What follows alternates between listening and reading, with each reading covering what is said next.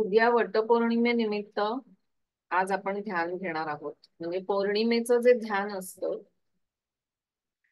ते आज आपण घेणार आहोत. म्हणजे आपल्या गुरुवारच्या ध्यानामध्ये संवाद centre for music and healing यांच्यातर्फे जे दर गुरुवारी ध्यान होतं, ऑनलाईन आणि ऑफलाईन असं एकत्र ध्यान असतं. ऑफलाईन म्हणजे भांडुपला इकडे काही जण इन पर्सन प्रेझेंट असतात आणि ऑनलाईन अशी थोडीशी तारेवरची कसरत असते माझ्यासाठी. तर असं हे ऑनलाईन आणि ऑफलाईन एकत्र ध्यान आज आपण घेतोय. आणि उद्याच्या वटपौर्णिमेनिमित्त हे घेऊया. म्हणजे आजचा विषय तो असेल असं मला एक वाटलं. दरवेळेला काही प्रत्येक पौर्णिमेला, मागच्या वेळी बुद्ध पौर्णिमेला घेतलं होतं, पण दरवेळेला असाच काही विषय असतो असं नाही. आपण आज थोडस बघणार आहोत की वटपौर्णिमेचं काय सिग्निफिकन्स आहे. आता आपल्याला तर सगळ्यांना ते गोष्ट किंवा आपण जी पूजा करतो वगैरे ते सगळंच माहिती आहे आपल्या प्रत्येकालाच. बरेच जण पूजा उपवास हे करतही असतील. तू करतेस? कोण कोण करतं पूजा आणि उपवास?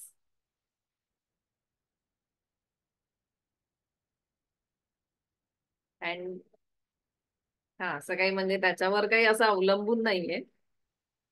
जरी तुम्ही पूजा उपवास करत नसाल तरी आजचं ध्यान मात्र करू शकता. ओके. स्वरूपा उपवास करते. तर मला असं थोडस त्याच्यामध्ये आजकाल जास्ती करून पहिले पण असं वाटायचं की काय बरं याच्या मागचं कारण असेल. म्हणजे जे पिढ्यानुपिढ्या आपण हे कॅरी करतोय, कॅरी म्हणजे ह्या सगळ्या प्रथा किंवा पद्धती, रूढी, परंपरा, तर याच्या मागचं काय बरं कारण असेल असं कधीतरी विचार येतो. मग असं विचार करता करता त्याच्यातला एक एक हे आठवायला लागतं. म्हणजे त्याच्यातला अर्थ किंवा त्याच्या मागचं कारण, त्याच्या मागचा उद्देश. तर आता आपण आपल्याला अथर्व शीर्ष माहितीये. अथर्व शीर्षामध्ये जसं म्हटलेलं आहे, मूलाधार स्थितोसी नित्यम. म्हणजे काय? तू मूलाधारात स्थित आहेस. आपण म्हणतो की गणपतीचं कुठचंही शुभ कार्याला गणपती पूजनाने सुरुवात करतात आणि गणपती मूलाधारामध्ये स्थित आहे. म्हणजे काय? तर आपण आपलं जे मूलाधार आहे, आपलं जे मूलाधार चक्र आहे, तर प्रत्येक पूजेच्या आधी आपल्याला आपल्या मूलाधार चक्रावर कॉन्सन्ट्रेट करणं गरजेचं आहे, असा त्यातला मतितार्थ आहे.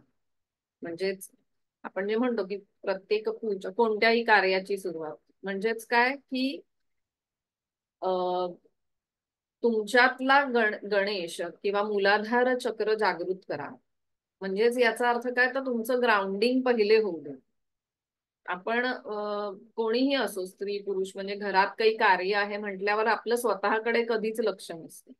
एक जबाबदारी असते किंवा हे व्यवस्थित पार पडेल की नाही असे विचार असतात, किंवा सगळी तयारी झालीये की नाही असे, म्हणजे आपल्या मनात अनेक विचार चालू असतात. तर त्याच्यातून पहिले तुम्ही ग्राउंडेड अँकर व्हा इकडे पूजेमध्ये. आणि त्याचं म्हणजे स्वतःकडे लक्ष द्या. Be mindful. म्हणजे आपण म्हणतो ना की ह्या पूजेमध्ये तुमचं लक्ष असू दे, जे काही आपण करणार आहोत. म्हणून म्हणजे आपल्या खरं तर संस्कृतीमध्ये पण असंच सांगितलंय की पहिले स्वतःवर लक्ष द्या, श्वासावर लक्ष द्या.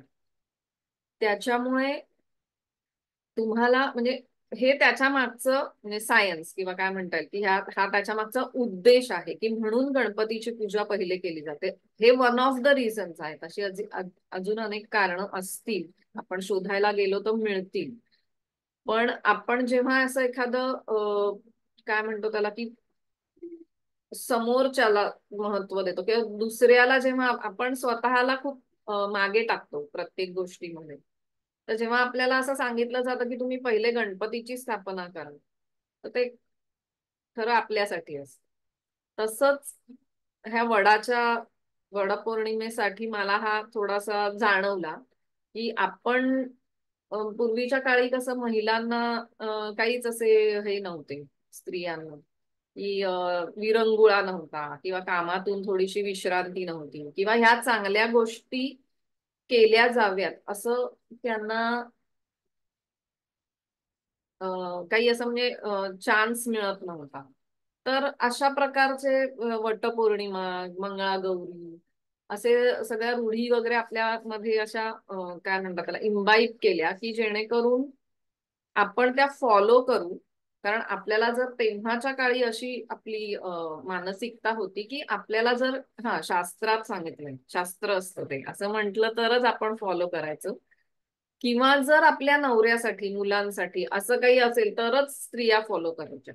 तेव्हाही असंच होतं, की आपण स्वतःला अगदी शेवटची प्रायोरिटी असायची. मग ते स्त्रियांनी केलं तर पाहिजे. पण मग म्हणजे म्हणतो ना शुगर कोटेड, तर त्यांना मग असं अशा प्रकारे सांगितलं जायचं, की तुम्ही नवऱ्यासाठी म्हणून तुम्ही करा. म्हणजे खरं तर ते आपल्या स्वतःसाठीच असतं. उपवास कशासाठी असतो? आपल्या संस्कृतीमध्ये जे उपवास सांगितले ते एक प्रकारे म्हणजे आपण म्हणतो ना, की आपल्याला काही गोष्टींचं असं क्रेविंग होतं, तर ते त्याच्यापासून जर का आपल्याला सुटका हवी असेल तर आपण आधीच कंट्रोल करतो. अपरिग्रह का असं काहीतरी नाव आहे त्याचं. हम्म. तर उपासाचा खरा तो उद्देश आहे. मग हळूहळू त्याचा हे बदलत गेलं आणि मग एकादशी दुप्पट खाशी असाही त्याच्यामध्ये म्हण तयार झाली. इतकं ते उलट अर्थ घेतला गेला त्याचा. तर मुळात उपवास म्हणजे कोणत्याही गोष्टीचा मनशक्तीमध्ये जेव्हा मुलांसाठी वर्कशॉप घेतलं जातं तर त्याच्यात मोबाईल उपवास सांगितला जातो. म्हणजे ज्या गोष्टीची आपल्याला सवय व्यसन होण्याची शक्यता असते त्याचा उपवास म्हणजे एक दिवस आपण त्याच्यापासून दूर राहावं असं आपल्या ह्याच्यात सांगितलंय. तो त्याचा उद्देश आहे. तर म्हणून उपवास सांगितलेला आहे. नंतर आपण बघितलं की वडाच्या झाडाचं ते सायंटिफिक रिझन तर सगळ्यांनाच माहितीये की ते ऑक्सिजन भरपूर देतं. ती गोष्टही सगळ्यांना माहितीये. त्याचं म्हणजे त्याचा जर मेटाफर सारखा उपयोग केला गेला की भरपूर ऑक्सिजन असतो म्हणजे सत्यवान सावित्रीच्या गोष्टीमध्ये की आपण त्याच्या मागचं सायन्स बघितलेलं आहे. तर हा ऑक्सिजन स्त्रियांना मिळावा म्हणजे त्या निमित्ताने त्या थोड्या घराच्या बाहेर पडाव्या. त्याच्या भोवती प्रदक्षिणा म्हणजे काय ग्राउंडिंग. आपण आठवा बरं तुम्ही की लास्ट कधी तुम्ही जमिनीवरून म्हणजे घरातल्या जमिनीवरून नाही बाहेर म्हणजे पृथ्वी तत्व तुमच्यात येईल अशा जमिनीवरून गवतावरून कधी बरं चपलेशिवाय चालला होता? मला तर आठवत नाही. तुम्ही जर का रेग्युलर प्रॅक्टिस असं करत असाल तर ठीक आहे. पण कधीतरीच आपल्याला वेळ मिळतो किंवा वेळ मिळाला तरी आठवण होते किंवा आठवण मिळाली तरी करावं असं वाटतं. तर त्याच्यामुळे हे ग्राउंडिंग म्हणजे हे जे ही जी आहे गोष्ट त्याच्यानंतर आपण त्याच्यामध्ये पूजेमध्ये वेगवेगळे काय ते फणसाचे गरे वगैरे अशा काही पद्धती आहेत. आंबा म्हणजे ते काय आहे तर सीझनल फ्रुट्स खाल्ले जावेत म्हणून त्यावेळेला ते करायला सांगितलेलं आहे. म्हणजे जर आपण बघितलं तर ह्या पूजेमधला किंवा या सगळ्या रूढींमधला की का बरं हे करायला सांगितलं असेल तर त्यात प्रत्येकात आपल्याला काहीतरी अर्थ सापडतो. आता असं म्हटलं जातं की आपलं जे पूर्ण सगळ्या सेल्स आहेत ते बदलायला 12 वर्ष लागतात. म्हणजे तप सुद्धा करतात ना 12 वर्ष तप. म्हणजे आपली पूर्ण बॉडीचे सेल्स प्रत्येक ह्याचं एक सायकल आहे. जसं ब्लडचं सायकल आहे 3 महिन्याचं म्हणा किंवा असं किंवा 21 दिवस 7 दिवस या काही दिवसांना जे महत्व आहे त्याच्या मागे पण काहीतरी कारण आहे की त्या ते सायकल तेव्हा कम्प्लीट होत असतं. तर तसंच 12 वर्ष आपल्याला सगळ्या सेल रिज्युविनेट करायला लागतात. आता 12 7 84 7 जन्म म्हणजे 84 वर्ष आणि साधारण लग्नाचं वय तेव्हा एक 15 16 वगैरे असायचं. त्याच्यामुळे 16 + 84 म्हणजे 100. तेव्हा 100 वर्ष म्हणजे असं आपण विश करताना आपण म्हणतो जीवेत शरदशतम. तर असे ते 100 वर्ष तुम्हाला आरोग्य मिळावं तुम्हाला म्हणजे स्वतःला त्याच्यासाठी आपण खरं तर ही पूजा करतो. पण जर तुम्हाला असं सांगितलं की तुझ्यासाठी हे करायचंय डॉक्टरांनी दिलेली औषधं कोण आपण वेळेवर घेतो डाएट किती जण वेळेवर फॉलो करतात म्हणजे अगदी 100%. तर म्हणजे अगदी हाताच्या बोटावर मोजण्या इतकेच. तसं जर तुम्हाला सांगितलं असतं की हे तुम्ही तुमच्या चांगल्या आरोग्यासाठी करा, 100 वर्ष आरोग्यपूर्ण जीवन जगण्यासाठी तुम्ही ही पूजा करा वडाची, तर तुम्ही केली नसती. म्हणून मग आपल्या ऋषीमुनींनी काय केलं की त्याला असं छानपैकी नवऱ्याच्या रॅपरमध्ये गुंडाळलं. म्हणजे तुम्ही कराल. आता ते 7 जन्म तो मिळतो नाही मिळत हे सगळं आपण काही चेक करू शकत नाही. पण तुमच्या आरोग्यासाठी तरी तुम्ही हे करा. म्हणजे पूर्वी तशी श्रद्धा असायची की आपल्याला सांगितलेलं आहे म्हणजे आपण केलं केलं पाहिजे. आता ते आपल्याला वेगळ्या भाषेत वेगळ्या पद्धतीने समजावून सांगायला लागतं.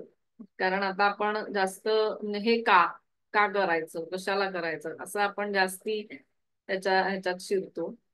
म्हणून अशी कारणं आपण शोधून काढूया. तर मुळात जी सायंटिफिकच रिझन्स आहेत आपण करावं म्हणून हे आहे. आता यावर्षी उद्याचं हे तुम्ही स्वतःसाठी करून बघा, छान वाटेल.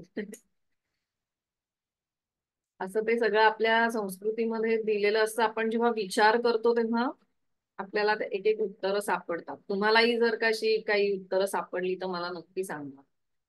हळद कुंकू, कलर थेरपी, कलर प्राणा आहे का लीना? कलर प्राणा.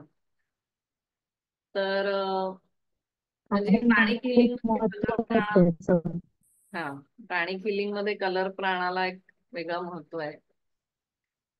असं प्रत्येकच ह्याच्यात कलर्सला खूप महत्व आहे. आपण हिरवी साडी नेसून जातो. आपण हिरवी साडी म्हणजे हिरवा हे काय की आपण त्या झाडाशी किंवा आता जी पावसामुळे असं पूर्ण सगळीकडे हिरवं हिरवं झालं त्याच्याशी एक सिंक्रोनिसिटी, एक आपण म्हणतो ना मॅच करण्यासाठी, ती एनर्जी मॅच करण्यासाठी आपण हिरवी साडी नेसतो.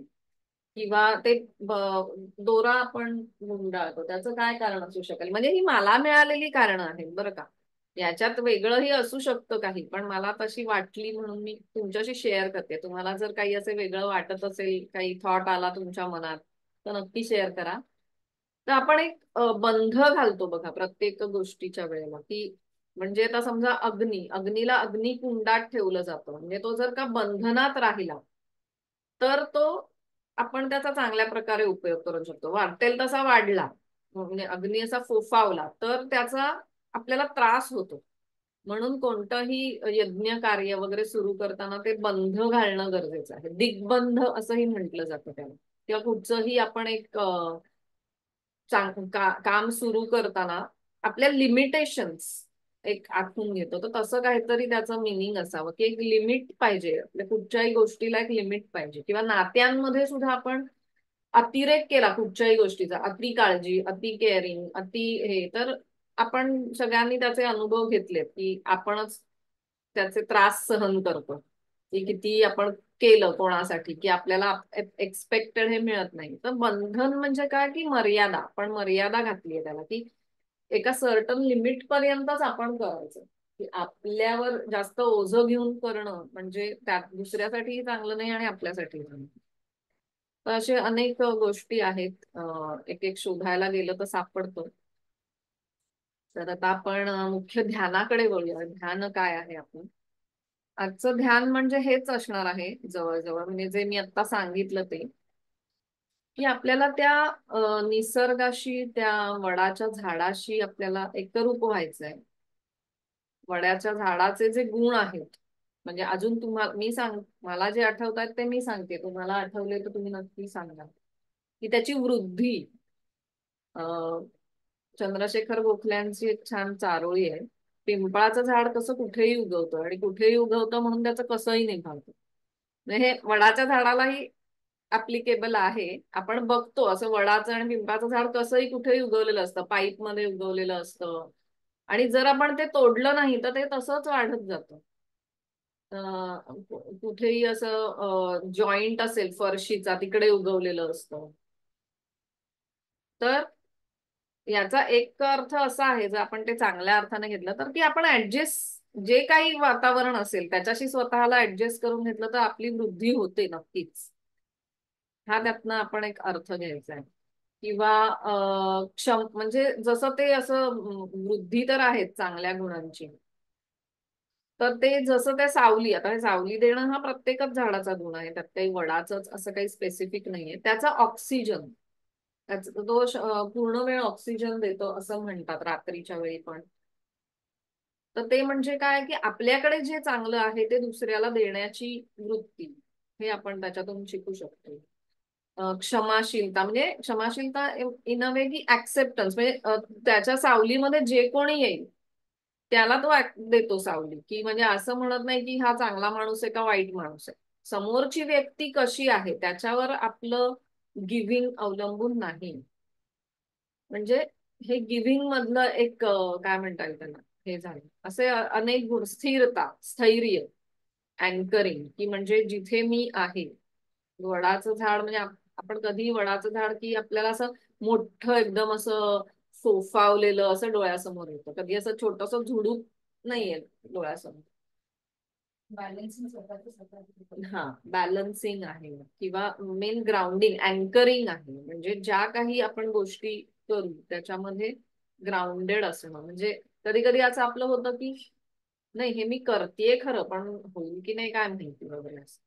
तर त्याच्यासाठी म्हणजे ह्यातलं जे आपल्याकडे नाहीये ते वाढवण्यासाठी, वृद्धिंगत करण्यासाठी आपण वडाच्या झाडाची पूजा करतो असं आपण म्हणायला हरकत नाही. तर ह्या सगळ्या अजून तुम्हाला काही आठवत असेल तर सांगा. तर आपण आता एका बाजूला एका बाजूला दीपक आहे, म्हणजे नारळाचं गणपती आहे. ते आपोआप आपल्यामुळं, हा म्हणजे ते बॅलन्स मगाशी आयुष्य खूप असतं. हो, 300 वर्ष बरोबर, खूप जास्तीत नाही तोडलं तर भरपूर आयुष्य. तर असं लॉंग लाईफ, तुम्हाला त्यातले जे जे गुण हवे आहेत ते आज आपण वेगळ्या अर्थाने त्याची पूजा करणार आहोत. आपल्यासाठी त्याची पूजा करणार आहोत आणि मनाने पूजा करणार आहोत. शिवाय तुमचा काही वेगळा संकल्प असेल तर तो नक्की करा. आपण डोळे मिटून घेऊया.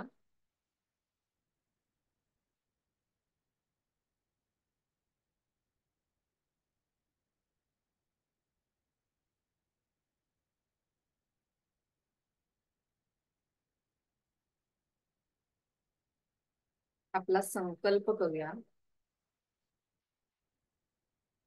आणि हा संकल्प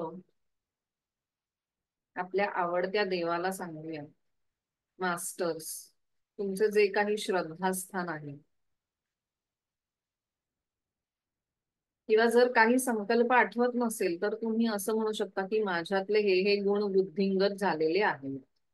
संकल्प अशा शब्दात करायचा आहे, अफर्मेशन, प्रेझेंट परफेक्ट टेन्स किंवा प्रेझेंट कंटिन्युअस टेन्स. झालेलं आहे, होत आहे. माझ्यातल्या या अमुक गुणांची वृद्धी झालेली आहे. स्थैर्य, स्टॅबिलिटी, आत्मविश्वास, कॉन्फिडन्स याची वृद्धी होत आहे. आणि म्हणून मी हे ध्यान करते. वटपौर्णिमेनिमित्त हे ध्यान करते. तर मास्टर्स आणि देवी देवता सगळ्यांचे आशीर्वाद घ्यायचे, त्यांच्याकडे मागायचे.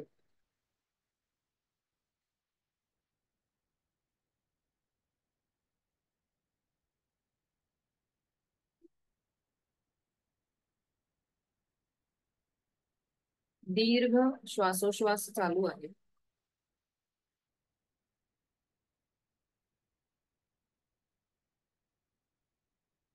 शरीराची जाणीव,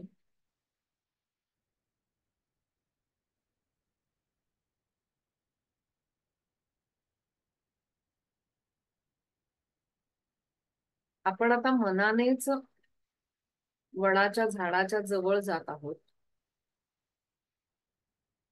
पूजा करण्यासाठी जात आहोत.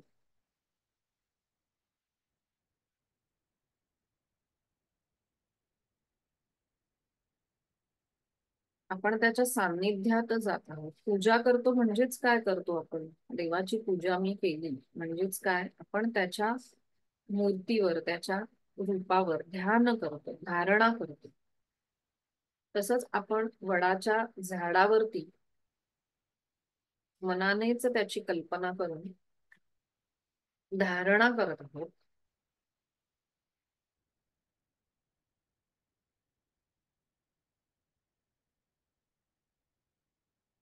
समोर एक प्रचंड वडाचा वृक्ष आहे.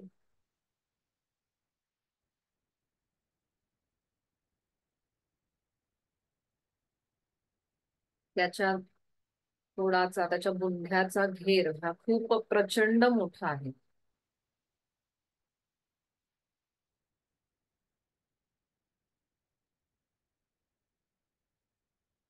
त्याच्या पारंब्या सगळीकडे पसरल्या आहेत.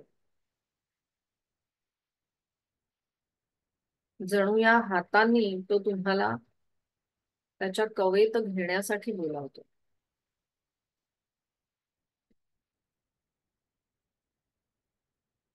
भरपूर पानांचा सळसळता असा वृक्ष.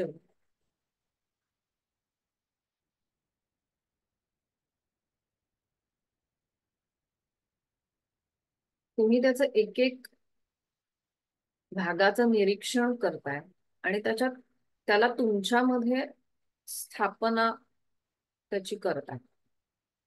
जसं की वृद्धी, भरपूर पानं, फळं, तुमच्यातल्या गुणांची वृद्धी.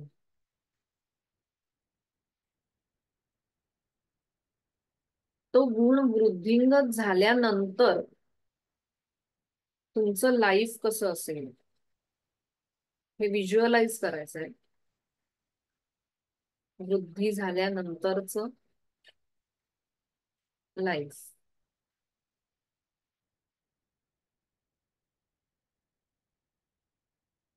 श्वास, श्वासाकडे लक्ष आहे. श्वासाची जाणीव सोडायची नाहीये.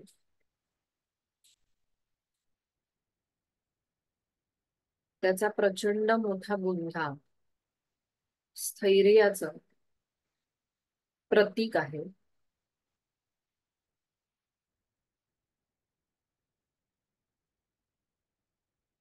ग्रोथ आणि stability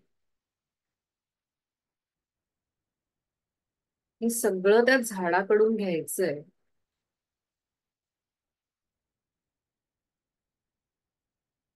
feel the stability, feel the growth.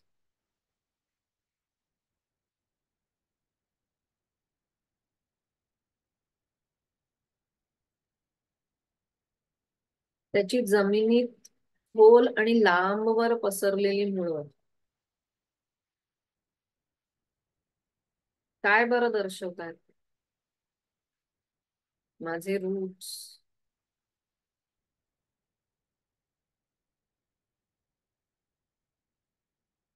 घरातल्या मोठ्या व्यक्ती ज्यांच्याकडून आपण गुण किंवा चांगल्या सवयी घेत असतो,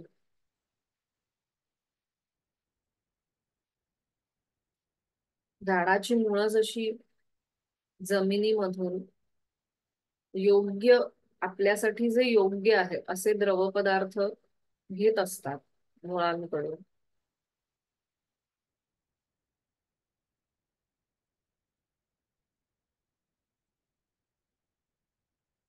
तसे आपली ही मुळं, त्याच्यामध्ये जर काही तुम्हाला वाटलं की मुळांमध्ये काहीतरी गाठी झाल्या आहेत किंवा गुंता झाला आहे,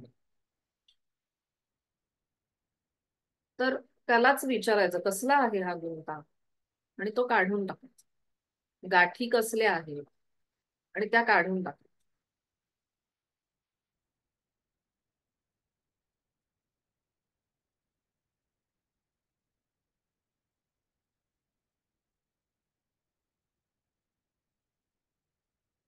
आपलंच आपल्याला जाणवेल काय गोष्टी आपल्या आड येत आहेत. आपलेच कोणते बिलीफ, आपलेच कोणते सवयी, आपल्याच कोणत्या सवयी, बिलीफ किंवा काही समज आपले करून दिलेले आपल्याच बद्दलचे, ते आपल्या स्थैर्याच्या प्रगतीच्या आड येत आहेत. तर त्यांना आता जमिनीमध्येच विसर्जित करून टाकायचं.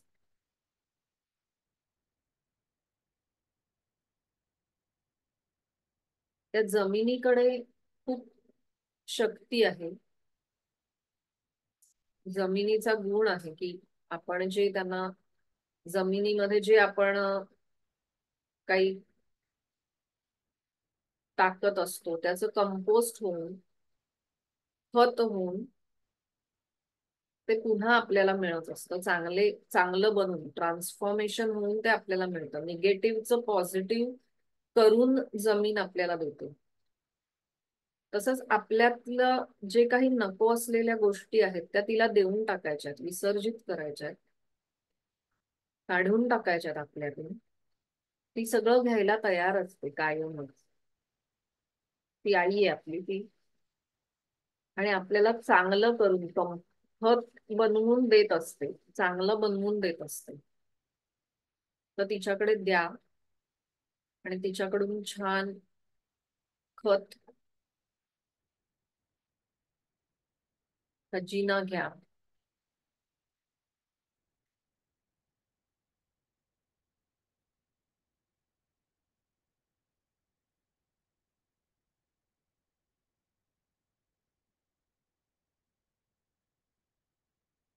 श्वासाने हे सगळं करायचंय, मनाने इमॅजिनेशनने हे सगळं करायचंय.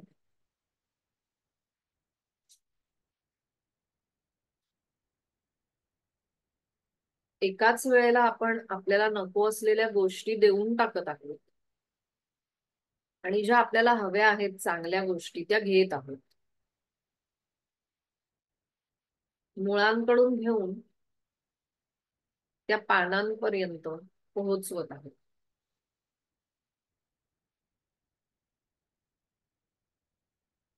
झाडाला जर छान ते वाढावं असं वाटत असेल, छान फुलं फळं यावी असं वाटत असेल, तर आपण त्याच्या मुळांमध्ये काम करतो, मुळांमध्ये पाणी घालतो, मुळांमध्ये खत घालतो आणि मग ते आपोआप त्याची वृद्धी होते. झाडाला आपोआप पानं फुलं येतात. आपण पानांना कधीच खत घालत नाही. तसंच आपल्या आतमधल्या बिलीफ सिस्टम्स चेंज करायचंय, म्हणजे आपण आतमध्ये चेंजेस करायचे, जमिनी खाली चेंज करायचे, म्हणजे त्याची फळं आपोआपच बाहेर दिसतील.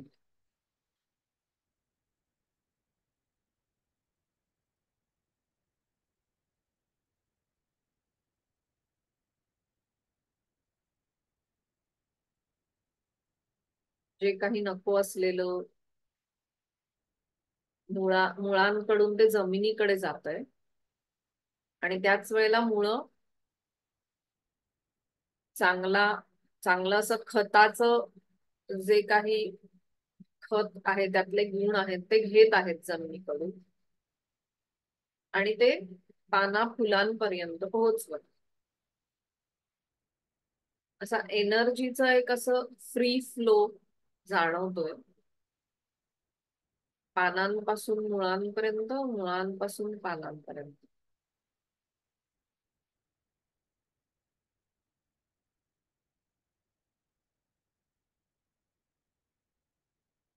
आणि आता हे जे झाड खूप छान असं बहरलंय, आपल्याच आयुष्याचं झाड खूप सुंदर बहरलंय. त्याच्यावर छान पक्षी आली आहेत, घरटं करतायत, सुंदर गाणं म्हणतायत.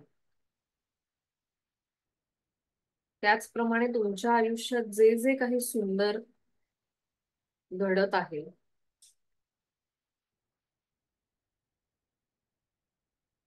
ते अनुभवायचंय, व्हिज्युअलाइज करायचंय.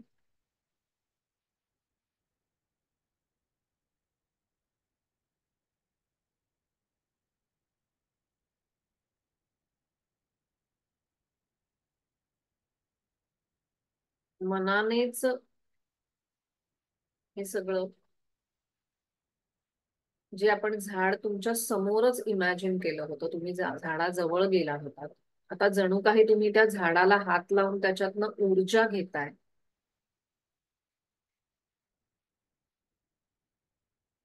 आणि त्या वडाच्या झाडाची तुमच्या हृदयात स्थापना करताय.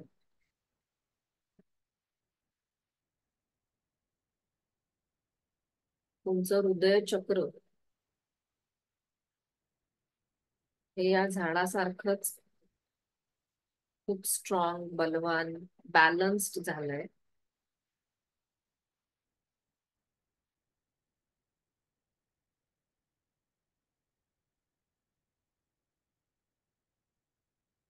हार्ट चक्राचा ग्रीन कलर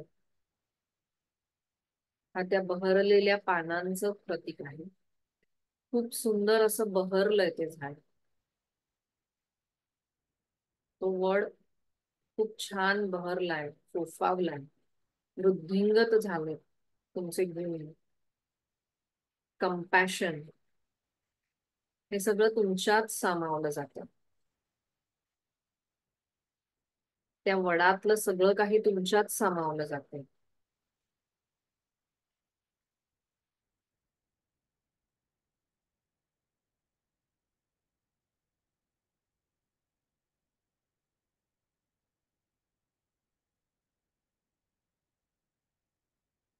श्वासाची जाणीव आहे. आपण जे हे सगळं अनुभवलं, वडाची मानसिक पूजा केली आणि त्याला आपल्यामध्ये सामावलं,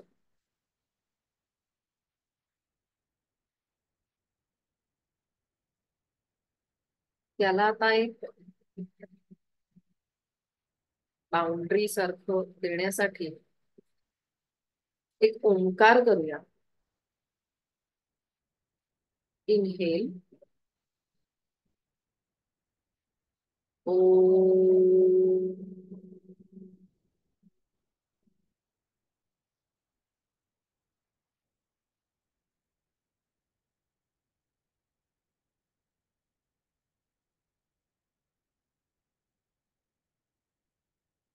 या ओंकाराच्या व्हायब्रेशन्स बरोबरच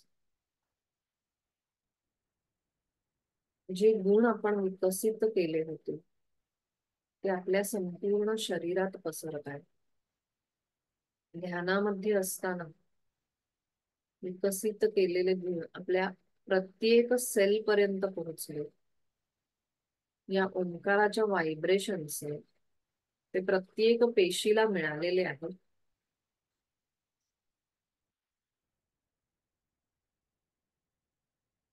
मास्टर्सचे आभार मानायचे की त्यांनी आपल्याला छान मार्गदर्शन केलेलं आहे.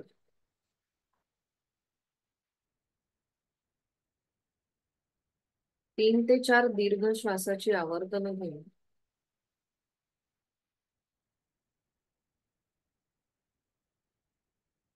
दोनही हाताचे एकमेकावर घर्षण करायचे. त्याची ऊर्जा प्रथम डोळ्यांमध्ये, हृदय चक्राला आणि नाभी चक्राला देऊन संपूर्ण शरीरावरून हात फिरवायचे. आणि जेव्हा तुम्हाला योग्य वाटेल तेव्हा डोळे उघडायला हरकत नाही. हरिओम. डोळे उघडल्यावर प्रथम डोळे उघडल्यावर प्रथम पाणी पिऊन घ्या आणि काहीतरी गोड पण खाऊ घ्या. पूजा केल्यावर प्रसाद असतो ना, तर तो खाऊन घ्या. म्हणजे साखर पण चालेल असं काही नाही. आणि हे दरवेळेलाच तुम्ही म्हणजे मी कधी प्रत्येक वेळी सांगतेच, ग्रुपवर सूचना टाकतेच असं नाही, पण पाणी पिऊन गोड तुम्ही खात जा आठवणी.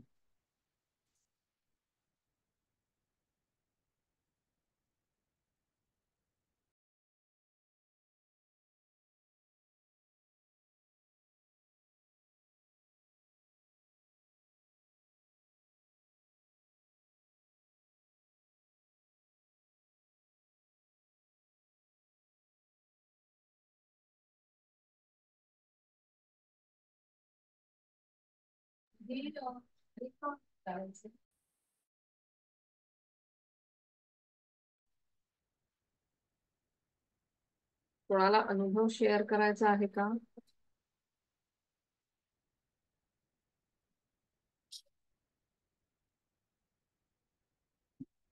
आणि चष्मा काढून ठेवत जा. मी प्रत्येक वेळेला सांगायला लक्षात राहतं असं नाही, ज्यांना चष्मा असेल त्यांनी. डोळे मिटल्यावर तसंही तुम्हाला दिसण्याचा प्रश्न नाही, मनानेच बघायचं.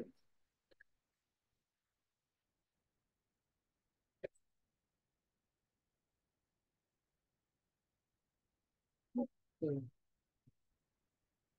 कोण सांगतंय अनुभव?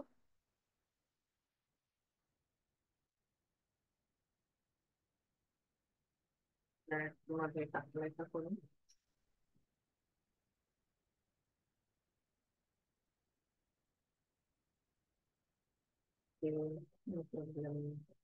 थँक्यू.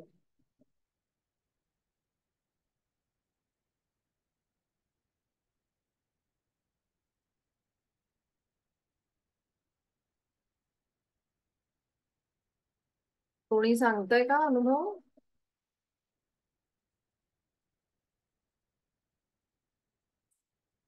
कॅमेरा ऑन करून सांगा.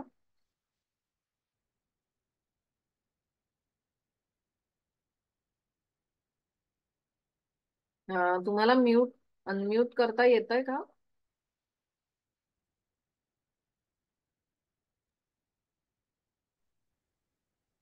ओके.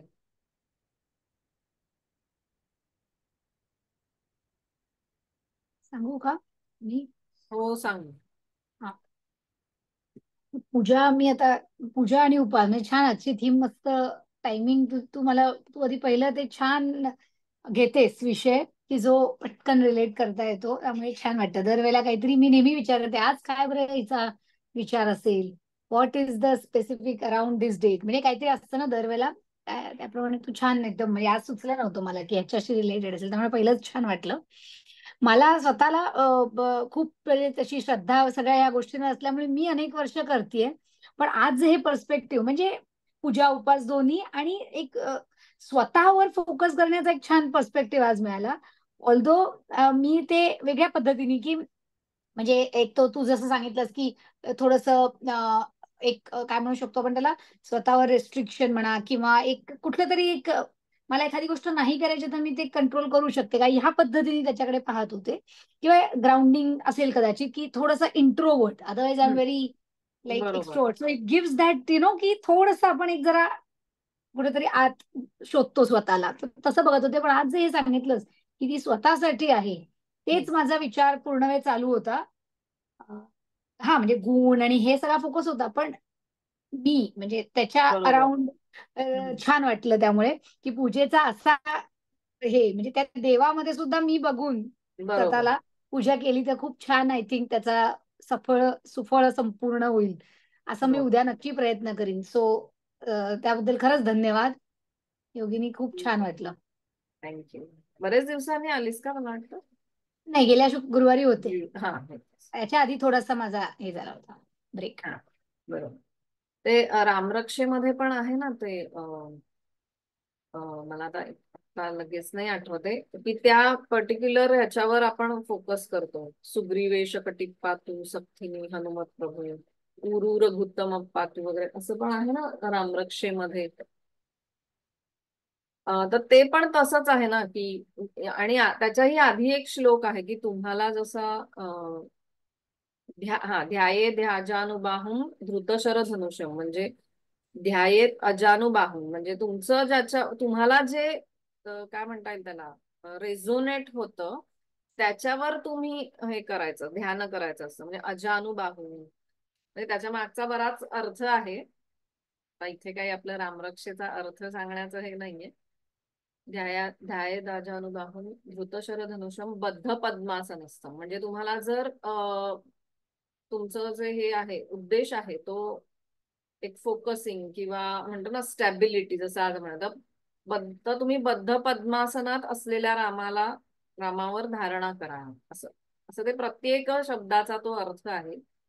तर तसंच हे काहीसं मला जाणवलं की आपण सतत बाहेर बघण्याची आपल्याला सवय असते, दुसऱ्यामध्ये हे शोधण्याची. तर म्हणून एक हे पण याच्या मागचाही असाच अर्थ असेल की आपण तिथे आपण आहोत असं धरून ती पूजा करायची. थँक्यू आपल्याला. मी बोलू का? हा बोला मी नंतर. अ, मला हा फार आवडला अर्थ की आपण वडाच्या झाडामधले जे जे गुण आहेत हम्म. ते गुण पण घेतो किंवा आपण तसं शरीर बळकट करतो कारण का तर त्याची जी स्टॅबिलिटी आहे किंवा बर- जे स्ट्रॉंगनेस आहे. जो वड बघितला की वड कधी असं नाजूक साजूक कधी दिसतच नसतो. धडाकट चांगला बहरलेला मोठा बरोबर. एकदम असं स्टर्डी म्हणतो ना तसा हा. आहे की तसं एक व्यक्तिमत्व असलं पाहिजे की हा शरीराच्या दृष्टीने सुद्धा आरोग्याच्या दृष्टीने सुद्धा मला बरोबर. खूप आवडलं. की बरोबर. आरोग्याच्या दृष्टीने आपण जेव्हा विचार केला तेव्हा म्हटलं हा ठीक आहे आपण आपलं हृदय आपण ते तसं स्ट्रॉंग करतो किंवा हम्म. आपले जे काही अवयव जरा वीक असतील तर त्यांच्या बाबतीत आपण जरा स्ट्रॉंगनेसचा विचार केला सामर्थ्य किंवा सुदृढता बरोबर. आरोग्य ह्याचा विचार करता मला तो एक फार आवडला. म्हणजे मी नॉर्मली पूजा बिजा करायला जात नाही. कुठेतरी मला ते म्हणजे झाडाची पूजा म्हणजे करणं ते ठीक वाटतं. परंतु ते फांद्या बिंद्या कापून आणतात आणि मग ते खरंय. करतात ते अजिबातच मान्य नाही मला. बरोबर. त्यामुळे मी तशी पूजा कधीच करणार नाही. ते जाईन झाडापाशी आणि ती पूजा करणं ते मला मान्य नाही. बरोबर. पण ती इतकी इतकी गर्दी असते आजकाल की असं वाटतं की ठीक आहे आपल्या आपल्या घरात हो या आणि पद्धतीने पूजा करायला त्याच्यामध्ये आवडते. बऱ्याचदा भाव कमी असतो हा आणि टिकमार्क मारायचं हे जास्ती असतं की हे हा केलं हे हा केलं हे हा केलं झालं चला आता जा ऑफिसला असं किंवा हा खरंच आहे त्याच्यामुळे ही मानसिक पूजाला जास्त महत्व आहे कारण की आपण खरंच आहे. बऱ्याचदा काय होतं की हे टिकमार्कच करत राहतो आणि आपली मानसिक म्हणजे भाव तो दूर राहतो किंवा त्याच्या हा, मागचं म्हणजे जर दुसऱ्या दिवशी आपण गेलो तर बघतो ना की ते इतकं ते चिखल अक्षरशः झालेला असतो काय त्या नाही. झाडाच्या मुळामध्ये की हो. ते म्हणजे देताना पण योग्य ठिकाणी देतोय का हा विचार केला पाहिजे ना की हम्म आता ते काही सगळं आपण वाहतो पंचामृत वाहतो तर ते योग्य आहे का हे थोडस विचार म्हणजे जेव्हा तुम्ही असं विचारता ना की हा म्हणजे कशाला करायची म्हणजे आपल्याकडे दोन टोकाची हे असतात की एकतर काही लोक पूर्ण सोडूनच देतात की कशाला हा करायला पाहिजे किंवा काय याला काही अर्थ नाही वगैरे असं आणि दुसरे काही लोक असे असतात की ते म्हणजे त्याच्या मागे काय कारण असेल किंवा त्याच्या मागे भाव काय आहे हे न बघता जस्ट करत सुटायचं जे आहे ते टिक मार्क नुसत्या रूढी ते परंपरा आताच्या नाही. जगाला म्हणजे आताच्या ह्याला सुटेबल आहे का नाही आताच्या एक्झॅक्टली लाईफस्टाईलला किंवा एक्झॅक्टली. आताच्या एकंदरच वातावरणाला कारण की आता फांदी आणणं हे म्हणजे जरी समजा तुम्ही अगदी चला असं धरून चालूया की फांदी अगदी तुम्हाला खूपच त्याच्या मागच्या भावना तुमच्या हे आहेत तर फांदी आणली तर ऍटलिस्ट ती निदान तिथे दुसरीकडे जाऊन ती रोवा तरी म्हणजे हो ते वाटेल हा झाड तरी तयार होईल दुसरं खरं खरं. म्हणजे हे जर आपण ती तोडतोय तर आपण त्याचा सगळा उद्देशच काढून टाकतोय म्हणजे आपण आपल्या खरं बुद्धीसाठी करतोय आणि हे आपण तोडून एक प्रकारे उलटच करतोय म्हणजे मग त्यापेक्षा न केलेली बरी असं काही जण विचार हा करतात. विनाकारण ते झाड तोडलं जातं आणि मला असं वाटतं की झाडाखाली जाऊन तुम्ही ऑक्सिजन घेण्याची तरी काही हा, त्याच्यामध्ये सफल होत नाही काही. बरोबर. आणि किंवा पूर्वीच्या आता बायकांचं ठीक होतं की त्यांना खरंच मिळत नव्हतं नटायला थटायला छान सजून दजून हा, जायचं ती मजा असायची. आज आपल्याला तसं काही नाहीये की आज आपले फक्त नटण्या पुरुष खूप आहे थटण्याच हा हे बाकी राहिलंय हा त्यामुळे त्याच्या म्हणजे हा मागचा हेतू उद्देश मला हा कुठेतरी उलट आवडला असं ध्यान हो, आवडलं. कुठेतरी हरवत चाललाय उद्देश हा ते हे म्हटलं की उलट छान शोधून काढूया जरा आपण काय आहे. असेल. Thank you so much. थँक्यू.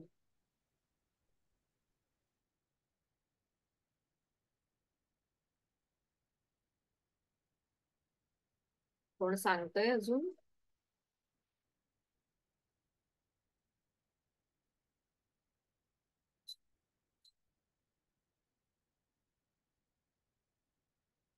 तुम्ही जर का शेअर केलं तर मला फीडबॅक मिळेल की म्हणजे तुम्ही कनेक्ट झालात नाही झालात किंवा काही.